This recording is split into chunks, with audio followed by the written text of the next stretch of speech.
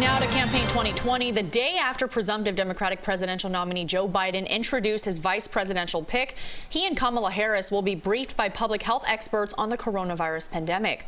CBS 4's Skler Henry has the details from the White House. Joe Biden and Kamala Harris say they have a plan to tackle the coronavirus pandemic. Masking, clear science-based guidance, dramatically scaling up testing, getting states and local governments the resources they need to open the schools and businesses safely. Harris said President Trump's lack of a response has had deadly consequences. His refusal to get testing up and running, his flip-flopping on social distancing and wearing masks, his delusional belief that he knows better than the experts. All of that is reason. And the reason that an American dies of COVID-19 every 80 seconds. More than 5 million Americans have tested positive for the coronavirus, but President Trump says there's a reason that number is higher in the U.S. than any other country.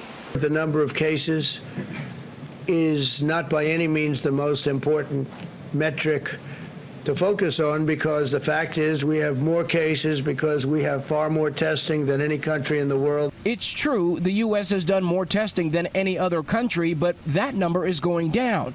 Daily coronavirus tests have dropped about 17% since the end of July, and even more so in the hardest hit states. If you look at some of the states that had a flare-up recently, they're all doing very well. The president says the focus has shifted to preventing the spread among people with underlying health conditions and the elderly in an effort to keep hospitals from being overwhelmed. Skler Henry, CBS News, the White House.